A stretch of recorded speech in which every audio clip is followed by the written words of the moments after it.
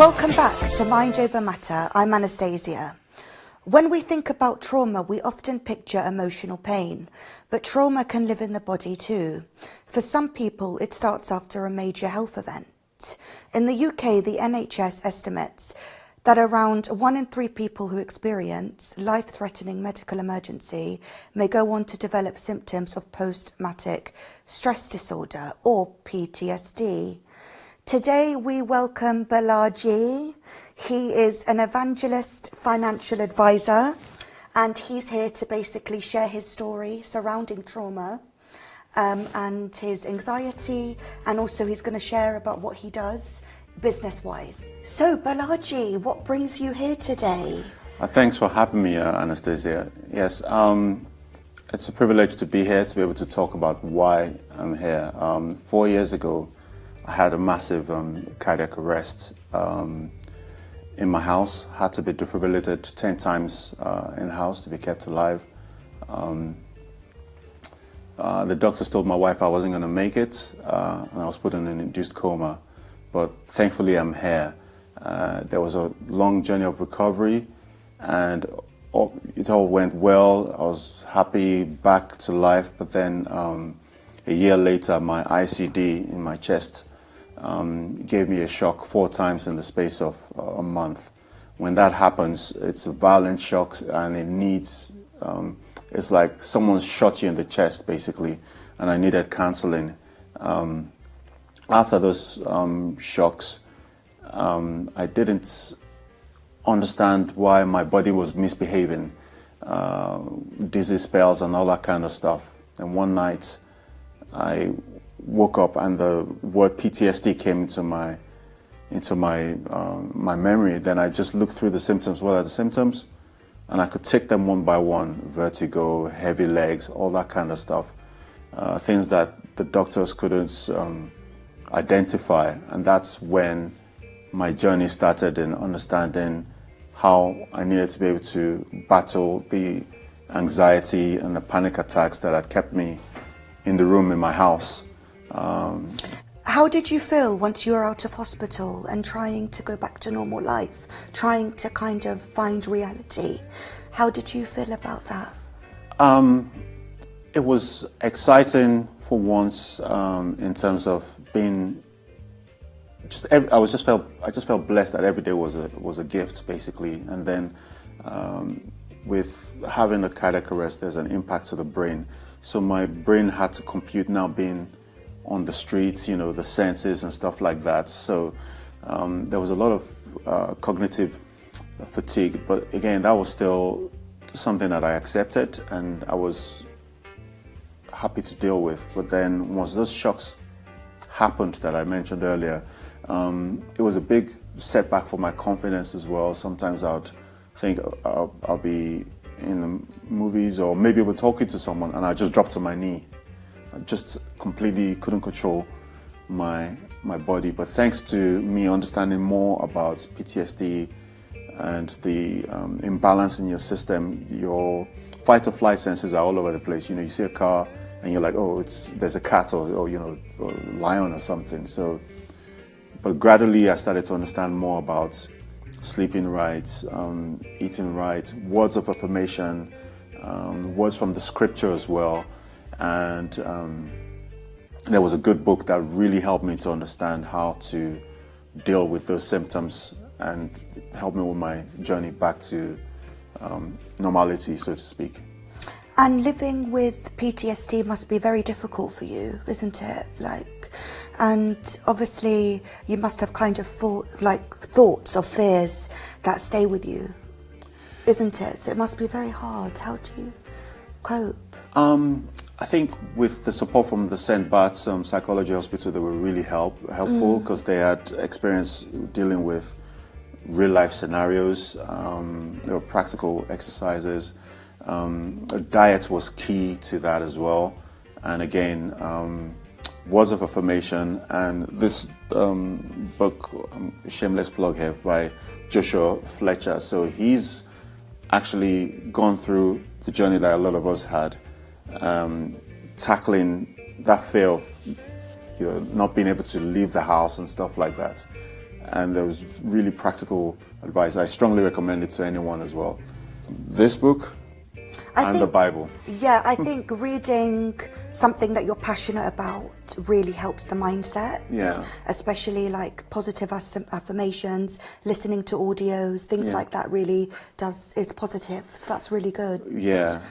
And so is that what helped you start to recover? That, or was it more faith or family? A lot of faith, family, and diet is key there. I had to cut out caffeine in my diet. Probiotics, just to help with the guts, because the content of your guts impacts the brain as well. So those were the packages there: scripture, diet, sleep, and this by Joshua Fletcher. Yeah. That's really good advice. Yeah, and obviously, did learning from PTSD and suffering from mental health change the way you saw recovery? Change the way how you think about recovery, or? Yeah, it's changed the way I treat recovery, and also very sympathetic to people who sometimes you see someone and they're having a dizzy spell. You think, oh, he's drunk, but he may not be drunk. He may be actually having a mini panic attack. So you can't just judge people. Just basically. judge people blindly. Yeah, like some people could have side effects from taking medication, and you might think they're high, but they're not high. Yeah, they've just taken a lot of medication. Yeah, correct. Yeah, no, correct. I know what you mean. So before filming, you mentioned you are a financial protection evangelist. Yes. Can you elaborate more on that? Because I'm sure viewers would want to know. And what is it that you do? That? Yeah. I mean, in a nutshell, I spent 20 years in the financial services banking sector. When I had my cardiac arrest, I had a critical illness cover insurance that paid out. A lot of people don't have that protection. I saw someone in the hospital who was really worried about how they were going to protect the mortgage, and a few of my policies were set up incorrectly, and I lost those policies as well. So this is what I do now, full-time, advising people on the right protection, having the policies put till age 90, just a more robust protection for the families as well. And the name of the company is Iyanu Financial Services. Iyanu means miracle in Yoruba, so the miracle is twofold basically, that I'm here speaking to you. So viewers, please follow his website, follow his social media. LinkedIn. That's amazing. LinkedIn, Instagram, yeah. So this story has made you very passionate about what you do now, basically. Yeah. The so passion it links is, to it, yeah. The passion's always been there, but this is even more compounded why I'm here to help people, yeah. No, that's really inspiring. If you've experienced trauma, anxiety, or you're struggling after a serious health event, you are not alone. Support is available on the NHS website. You can find it on www.nhs.uk/PTSD. Link is below. And thank you, Balaji, for sharing your powerful story and for reminding us that recovery is not just physical, but it is emotional and mental strongness too. Just to let you know, viewers, we're not mental health specialists or psychologists. This is for you, for your awareness and for your inspiration to hear these amazing stories. Thank you, Balaji. Thank you. And is there anything else you would like to share? I just want to say thank you to my Lord and Savior Jesus Christ, because without him I wouldn't be here. To my wife and to the hundreds of people who were fasting and praying for my recovery. And and thank you for having me. This is a platform for me to be able to spread not just my faith, but also to give practical advice to people who are suffering from mental disorders, panic attacks and things like that as well. Yeah, thank you. And we hope to see you again. I'll be back. So let's now hear from Carol and Donna, who will be sharing their experience with hypnosis. Do stay tuned.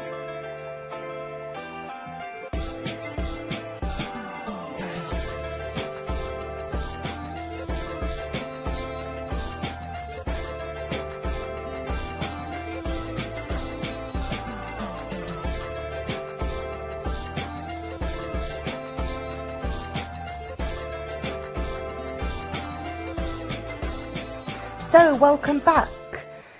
Many people think of healing as something that starts with the body or by talking about our feelings. But what if real healing starts deeper in the subconscious mind? According to the NHS, hypnotherapy can be effective for managing anxiety, phobias, or by helping people access the thoughts stored beneath the surface. Today we're joined by Carol, a therapist who uses methods like hypnosis to help people heal from emotional blocks, and Donna, who has experienced those techniques herself. Carol, let's start with you. Hi. Hello, thank you for coming onto the show. You're welcome, it's my pleasure. So can you explain what subconscious healing really means? Okay, so your subconscious is there to protect you, really. It's there to tell you what's risky and what's not, what to do and what not. But sometimes our subconscious becomes hypervigilant, and then your subconscious will tell you something's dangerous when it's not, for instance, or something's potentially bad when it's not. And that's how people get phobias and blocks to their progress and all sorts of mental health issues. So contacting somebody's subconscious and allowing that subconscious to heal and to make progress and to stop being so hypervigilant and to just take normal risk is beneficial to people. It can really help people to get over things that are blocking them from a healthy mental state. So people tend to listen to their subconscious mind more? Oh, absolutely, all the time, without realising it, obviously. Yeah. Our subconscious is being influenced by the world around us, by the things that we hear, and by our own voice and the things that we tell ourselves. And it basically rules our life to a great extent. If you go to do something and you decide you don't want to do it because it's too scary, it's your subconscious that's telling you to stop doing it. It's your subconscious that's informing you whether to take that risk or not. So your subconscious can stop you from doing things you really need to do. For example, somebody who's agoraphobic, the reason they can't leave their home is because their subconscious is telling them it's too dangerous to leave their home for some reason. So tapping into that subconscious and allowing it to relearn the scripts that it's telling you will heal that issue. Okay. That's interesting, you know. And Carol, for someone new to this, how would you describe the subconscious mind and it's linked to our emotions? I think you just said the whole phobia. And yeah. And with our emotions, so for instance, if you've had a relationship with a family member or a partner and you've been hurt, your subconscious will be thinking, okay, so for instance, if somebody's upset you, your subconscious will then say to you, okay, well that was a threat to Anastasia's well-being and she's got over it, but we need to make sure it doesn't happen again. So your subconscious will look out for any reminders of that thing and give that feeling of fear back to you. So the slightest little reminder of that issue will bring that feeling back over and over again. And quite often, over time, the reminders that your subconscious reacts on become smaller and smaller. And with some people, they really don't even remember the original issue. They just know that every time they attempt to go into a relationship or have a conversation, it feels bad. And that's how your subconscious reacts to it. So when they say you need to listen to your mind more than your heart, do you agree with that? Well, I think your heart is your subconscious in a certain way. I think your heart is some people call your heart feelings your instincts. Some people call your heart feelings their higher self or their soul, depends on your belief. But I think what people refer to as their heart feelings can be tapped into and used to help them to heal, help them to be a more comfortable person. I don't think there's a clear division between those things. No, okay. And how does our mental state affect the body and vice versa? Okay, so your mental state affects your body because every time your brain changes and goes into fight or flight, some sort of distress mode, your whole physical body changes. For instance, if you start to go into fight or flight, which happens more often than we realise, it shuts down your digestive system. It diverts the oxygen in your blood to your extremities rather than your inner body. All sorts of things like your bladder, your lungs, your heart rate, everything is affected. So if you spend a lot of time in stress, your physical body isn't keeping an equilibrium. It's spending too much time basically with your heart racing, your blood diverting to your extremities, and your brain is affected as well. So as soon as you go into some sort of stress mode, your brain changes so that it shuts down the part of your brain that processes language, reason, learning. So you can see how spending a great deal of time in stress can affect your mind, your ability to think properly, your ability to communicate.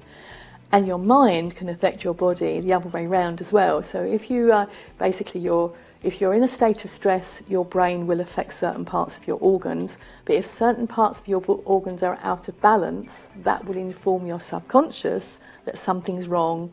You know, if your subconscious is telling you that there's a reason for you to be scared, you're going to feel all the feelings that come along with fear and respond to that. So the two need to be working in equilibrium. Yeah, it's hard though to... It is. You know? Yeah, it is hard. And this is why we all need help. You know, as a therapist, I recognise that I can't heal myself. I need help. And I did experience this some years ago in a way that I was going through a particularly bad time and beat myself up thinking, okay, why can't I heal myself? And even my kids said to me, okay, Mum, what would you say to a client? What would you say to somebody else? And that's when I realised that actually I needed to go to somebody else. We all need help from outside from time to time. Yeah, because we don't listen to ourselves sometimes. We can. It's easier to listen to other people. Yes. Yeah. And also when we're trying to listen to ourselves, we're also listening to that subconscious that's Yes. not giving us the right information always. Exactly. Okay, that's that's interesting. So Donna, thank you again for coming. Welcome. Can you describe how it felt to go through the process and what changes you noticed after from what we've just explored, basically? Yeah. Well, I actually met Carol at a social gathering, so I felt a little bit more relaxed because I knew her through somebody else. Prior to that, I probably wouldn't have gone down the route of hypnosis, to be honest with you, but because I felt so relaxed and I spoke to her like a friend, I thought I will take that chance. And I'm glad that I did, to be honest with you, because it really does tap into your subconscious. And afterwards, I just found that the things that came out from myself were things that, if I was realistic with myself, I knew, but I didn't want to admit to myself. So you sometimes just need someone to just draw out from your, it's all in your own mind. Carol's not telling me anything to do or how to do it. She's just drawing out from me what is in my actual own mind, and things that, if you went in this direction, what would happen? If you went in this direction, what would happen? It's like, which door, A, B, or C? And when you start to see what direction you'll go in, if you go through each door, it kind of gives you that click to say, okay, you need to, if you want this, this is what you need to do. So yeah, I found it very rewarding, to be honest with you, and it's really helped. But what's the difference between hypnosis and therapy, though? And is it linked together? Does that make sense? Or is it like... It does. I mean, I use other things apart from hypnosis. So as a therapist, I often explain this by saying that I've got an invisible tool bag. And in my invisible therapy tool bag is hypnosis and lots of other things too. I use neuro-linguistic programming and thought field therapy and all sorts of other things that I've learned over the years. Hypnosis is just one of those tools. So hypnosis is a therapy in the same way that other things are other methods of therapy work as well. So it's just another method? It's a tool, yes. Oh, it is, okay. yeah. I didn't even know that. So, okay. For me, the difference was, for therapy, you're speaking to somebody and you're very much awake like we are now. Yes. The hypnosis, I was in just a much more relaxed state. So I'm just really just relaxed and just letting my mind just be free. And then you're still drawing out. And I think that's where it's a bit more deeper, because you're just in such a relaxed state. It's just, it's drawing out from you what's in your...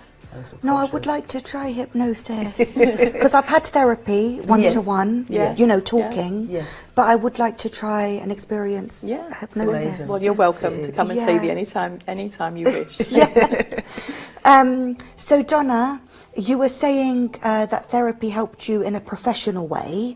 Can you explain better what that means, and where also can people find you, Carol, as well? So, So as regards to myself, I run a modelling agency for children and adults, and I'm a photographer by trade. And obviously because of things that have happened in my personal life, I stopped for a little while just to research. And with speaking to Carol, it actually allowed me to understand my blockages. So then it allowed me to go back into what I was doing in a deeper way. And with that, I could then start helping other people with what I enjoy doing. So I do workshops for children and adults to help build up their confidence. So with that, as I said, through speaking to Carol, it actually just tapped into my subconscious to say, okay, what do you want to do? And if you go through door A, B or C, what will be the outcome? And then it's almost like me looking into the future of what do I want from this? And then it made me go in deeper into what I wanted to do. So it just gave me that push that I really needed. Yeah, so it really helped you, not just emotionally, but through your work life as well. Yes. And then the workshops that I do, it actually helped me to actually go through and start doing those. Yeah, that's amazing. Yeah. And Carol, where can we find you? I have a website, and my company name is Think Success. So my website is www.thinksuccessuk.com. And if anybody contacts me, I can put them in touch with the best person they can see near to them if I'm too far away. That's really good. So yes, please have a look at the link below. And are you on social media as well? Yes, on Facebook and Instagram and TikTok at Carol Ritchie. Yeah, okay. So thank you guys so much for coming. You're welcome. Very inspiring. And so don't forget, if you want to find a talking therapy service as well, go on www.nhs.uk/talk. Thank you, Carol and Donna, for sharing your insights and personal experiences. And we'll hope to have you again as well. I look forward to it. Yeah, thank you very much. Thank you.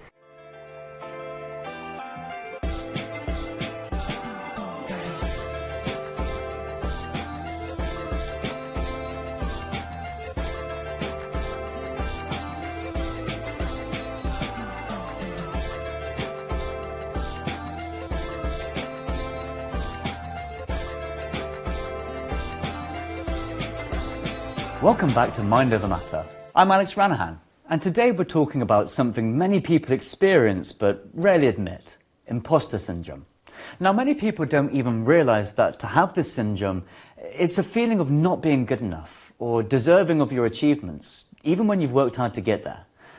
A recent survey by Indeed UK found that about 62% of adults in the UK have felt imposter syndrome at some point in their lives, and many say it affects their mental well-being.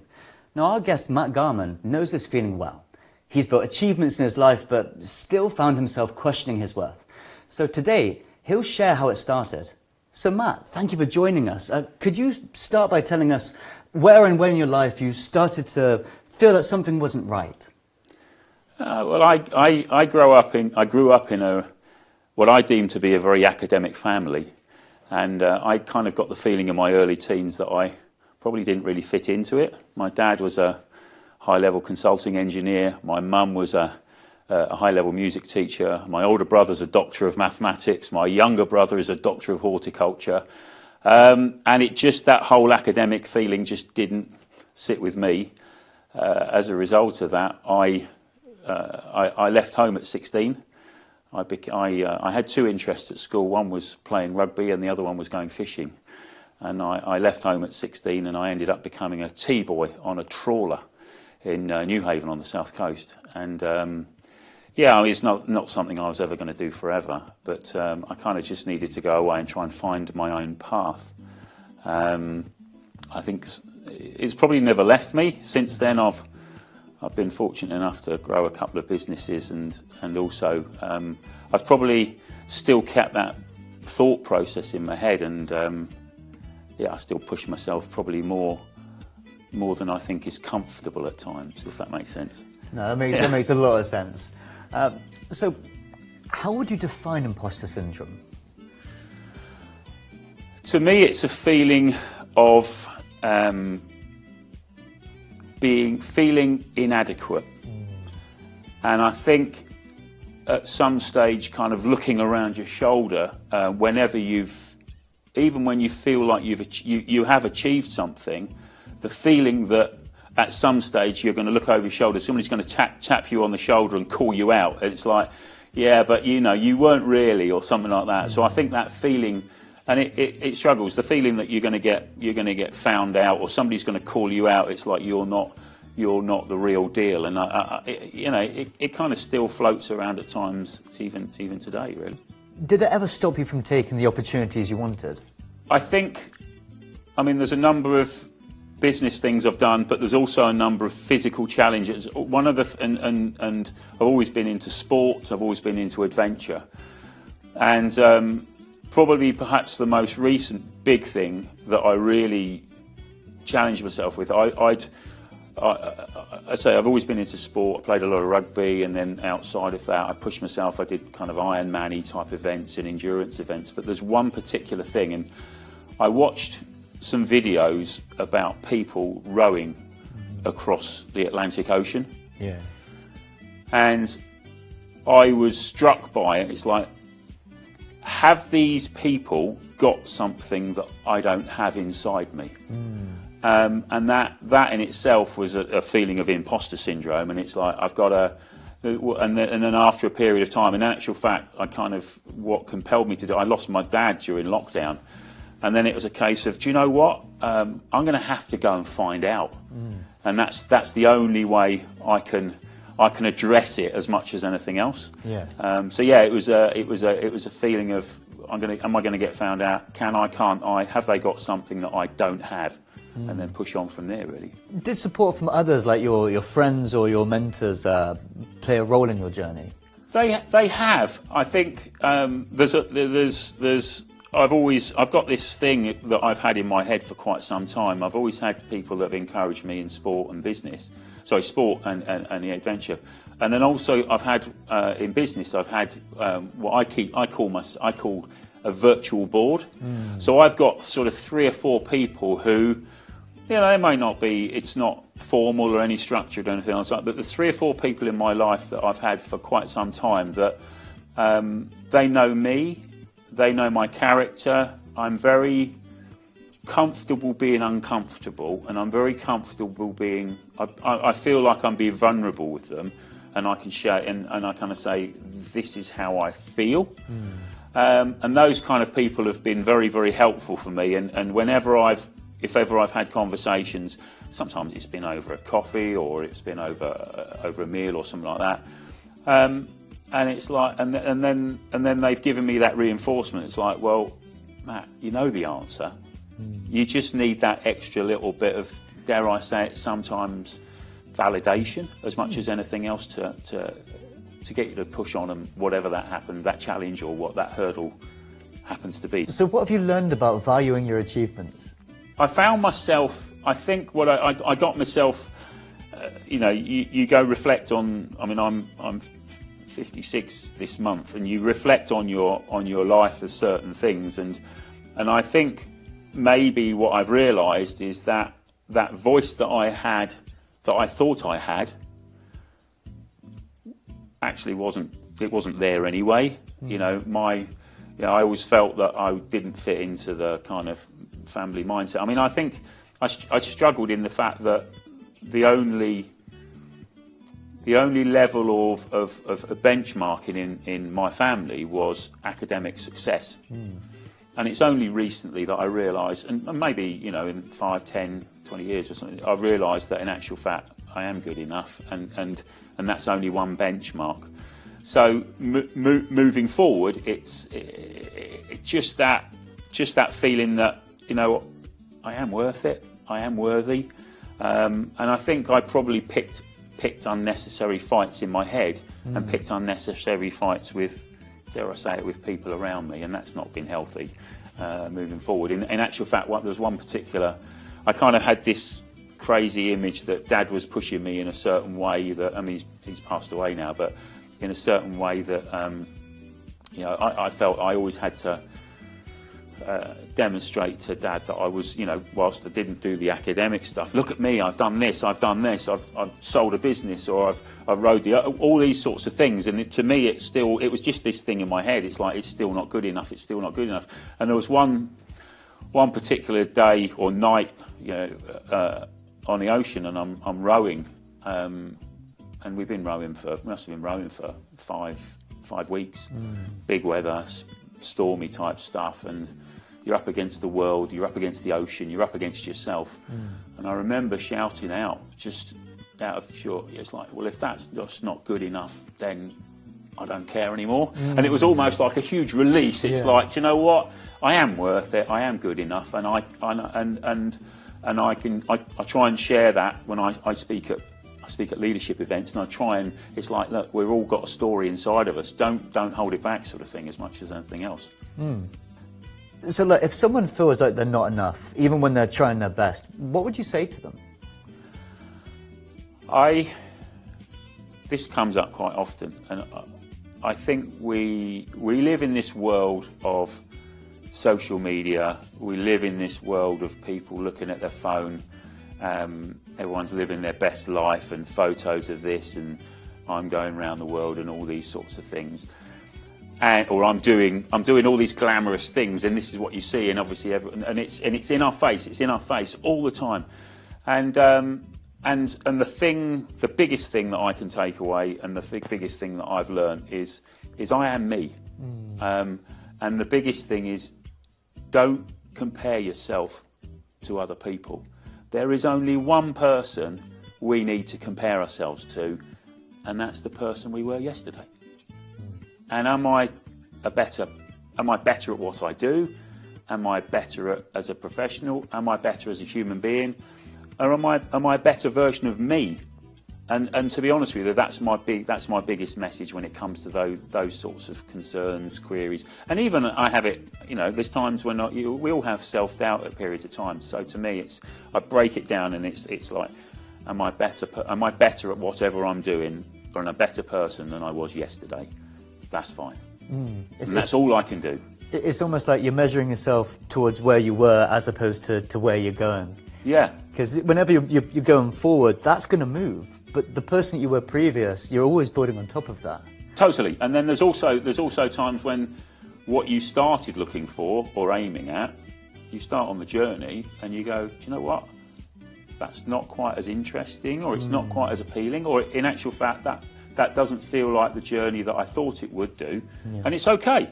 It's okay. It's okay to change tack. I've realised that, and I think as much as anything else, we have some. I believe now that life's chapters, and there's some of those chapters perhaps earlier on about Matt were they finished. Okay, I've moved on, and I do believe that life is a journey. It's made up of chapters. Hey, that chapter didn't go according to plan, but that's okay. I've closed it, and I've opened the next one, and so but I think it's also realising that with it being a journey, sometimes you have to realise that you have to go to that uncomfortable place in order to get to that place. Yeah. And maybe that was the actual apprenticeship. That was the preparation for the next phase, if that makes sense. That makes a lot of sense. That's amazing. Thank you very much. If self-doubt or low confidence is affecting your mental well-being, support is available through Mind UK. And in fact, you can see the link on the screen now at www.mind.org.uk. So Matt, that was amazing. Thank you so much for speaking so openly about something that many of us struggle with. Your story reminds us that self-doubt doesn't mean we're unworthy. It means we're human.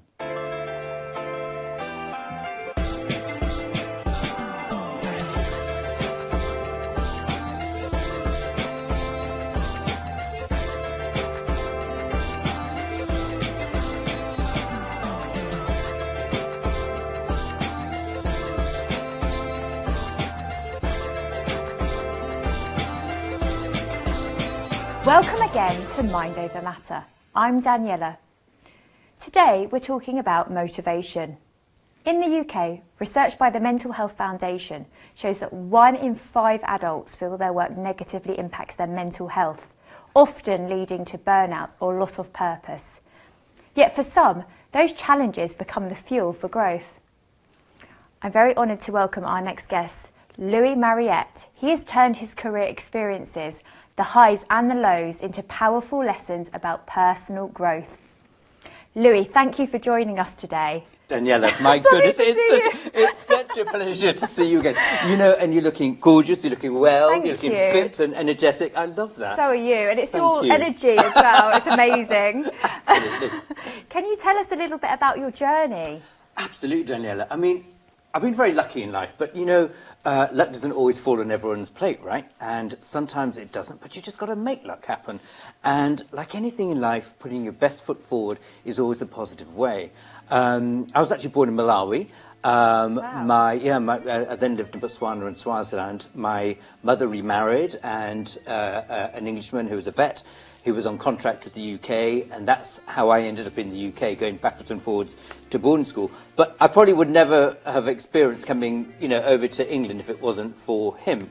But also having this life in Africa, so it was the best of both worlds. But what I had in Africa, you know, as a person in the LGBT community, I might not have been able to flourish and thrive, right, in Africa, because, you know, there's certain areas where you can't be who you are there. So I found coming to England was a remarkable country. People gave you opportunities, people were kind to you, people were giving, and if you were hungry as an individual with enthusiasm and drive, I think you can go far in life. And I think, you know, whatever I find, if someone's watching out there and there's just one person that can take 1 or 2 tips from me today, I've done my job, right? You know, Absolutely. So I think it's really important that. How do you stay motivated during challenging or uncertain times? Quite easily. I always think of the person behind me who's probably having a rougher time, and I think, you know what, Louis, kick yourself up the rear, don't complain about it, and go forward. But there are things, where I've always believed if things are challenging, if things are tough at the time, do something really basic. Sit down, get a piece of paper and a pen, and start writing things down. Say, what's lacking in your life? What can I improve in life? What is my strategy plan? So you have to think about all these different types of things, write them on pen and paper, because that way, once it's down on paper, you have something to follow. If you just keep it in your head, it just sort of vanishes over time. But when you have that and you stick it to your bedroom wall or on your fridge door, you think, you know what, month 1, have I achieved this? What have I done to achieve it? And how can I improve? Have I called a person up to see if a door can be opened for me, an opportunity can be opened for me? And sometimes what happens is you have to appreciate we need to have a job to get our basic bread and butter and our earnings. But what you also find with a lot of people is they do their jobs, it's like a guinea pig on one of these wheels. It just goes round and round, and they're feeling a bit demotivated and feeling flat. And sometimes what you have to do is just pull yourself away and go, okay, the job is my bread and butter. What can I do outside work which will fulfill me? So that could be, you know, you could be going to creatively, you could be going to a pottery class, you could be doing an art class, you could be joining the gym. I'm a great advocate with exercise. I mean, you know, running is my big thing. I've done 14 marathons. I've done taken part in 2 triathlons, and I'm due to swim next year 11 miles swim up Lake Windermere. So that's my personal sort of goal and challenge for doing something outside of my work. And sometimes you've got to put that into your life to inspire yourself and reignite yourself. And also remember this one thing. People think, oh, I'm not flush, I haven't got much money. You don't need much money, because at the end of the day, there's lots of, if you research, there's lots of communities, there's lots of organisations that are more than willing to help and support and being part of a group. And one of the best things to do in life is to talk. Absolutely. And talk to you. And I talk too much, right? I love your talking. I can listen all day. So how important, Louis, has personal growth been for your professional journey? Oh, absolutely. So I originally started off as a party planner. From there, wow. Yeah, a friend had been seeing these headpieces I was making for my hosts. And what was quite amazing was a creative director, Michael Dye, had seen what I was doing. He had asked me to do a big fashion show in Milan. I just loved it. I got the commission. I did 20 hats. 19 were commissioned, used for the show. Then Harrods found out about me. Through that journey, it's quite bizarre, actually, and through that journey, you know, I made other doors open. You know, I knocked on doors. You know, nothing comes on a silver platter, right, for free. Absolutely. You've got to knock on that door, you know, if you want an entrance. And if you don't knock, you don't get an answer. So I knocked on doors, and then just over time, you know, Britain's Next Top Model approached me to be a judge. I worked with Lisa Snowdon, I ended up at number 10 Downing Street twice. Worked with on a presentation with Sherry Blair. Fundraised for the Children's Trust as well as St Thomas Lupus Trust. I've taken part in fundraising recently for the environment. It's for the Marine Conservation Society, so that'll be for my swim next year. Amazing. And then I also developed my own perfume, which was something I always wanted to do. So it went from my hats I was creating to perfume, which is the greatest, like a bon mariage of ladies who want something beautiful to wear and then to be, you know, covered in a beautiful scent. And so the day of lockdown, while everyone was, panic moment, what are we going to do? I was like, oh my God, this is heaven, it's creative time. And I created the perfume sculpture, which is one of the world's most unique, unusual perfume sculptures. And it's all based on the Far East and the Orient, with auspicious symbolisms all around it, from intertwined Japanese cranes, meaning love and longevity. Where can we see the sculpture? Oh, well, you have to go to my website. Okay. Yes, so do peek on that. And and hopefully you'll get to see the creation there, and also, you know, to try on the scent. Absolutely. You know, make an appointment with me. Yes, please. So how do you, obviously, it sounds like you've been in a lot of high pressure environments. So how do you protect your mental health? We all have different ways of protecting our mental health. I firstly don't. This is a very personal thing to ask me this. So we're all different in our ways. Yeah. I don't see my mental health as my mental health. I just see it as me, Louis, you know. And one of the things I've been a great advocate for is my exercise. So my day begins at 5 o'clock in the morning. I'll be jumping out of bed, make the other half, you know, the tea and the fresh fruit. And once that duty's done, I'm off to the gym. I'm working out in the spa. You know, I'm doing all my exercises. Amazing. Seeing friends there, and then as soon as I've done that, it's into the studio, working on designs, creations, working on the press, whatever it is I have to do for the day. So for me, I definitely think exercise, especially cardio, it's just the best thing. And you know what? You don't need to go to a fancy gym. You don't need to, you know, the in-place. Forget all that stuff. You just need a pair of good trainers, you know, get a pair of Adidas trainers and get out there running. That's all I say. Absolutely. Jog and be inspired by nature. I mean, you go into the forest, or, you know, you're running around the city on all the pavements and seeing all these faces, these crazy faces everywhere. It's brilliant. I love it. Sounds like it sets you up for the day as well. So you do it in the morning, and your energy is just amazing. Yeah, maybe I need to dial it down sometimes. No, please do not.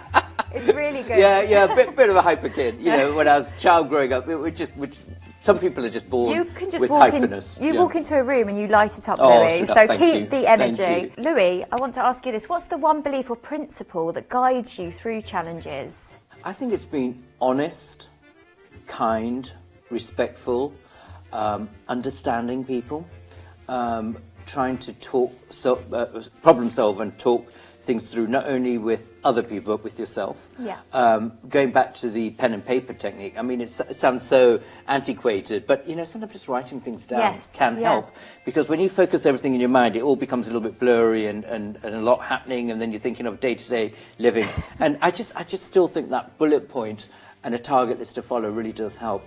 And just listen to people. If someone's in need, or you pick up that someone needs help, just take the time out to put your phone away.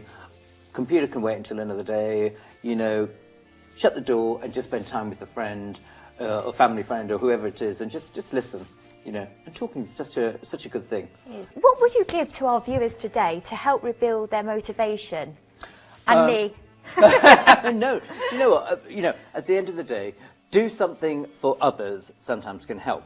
So in this particular case, we have a close dear friend, Angela. And my friend, who was her husband, we were at school, boarding school from the age of 9, with best friends, and he got very unwell.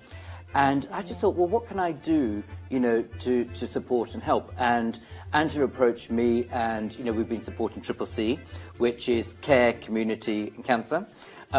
She's been putting amazing projects, from celebrity auctions, amazing stuff that she's doing out there. And, you know, Miss Britannia was then formed for that. Our event, the polo. Absolutely. That's right. We did a celebrity catwalk show. It was amazing. And, you know, with the charity, I feel I need to give back something. It inspires me that I'm doing back something. And like most things in life, I think it's really important to just put your best foot forward. Oh, thank you, Louis. Louis, thank you so much for your very honest, down-to-earth conversation today. If stress in the workplace is affecting your mental well-being, you can find information about workplace support through the Mental Health Foundation at www.mentalhealth.org.uk. Louis, thank you again for sharing your journey. It's been wonderful. You've just really motivated me as well. I'm ready to go. But it's been lovely, absolutely lovely. And I hope we can have you again as a guest. That would be amazing. Thank you. Thank you. Thank you, Daniela.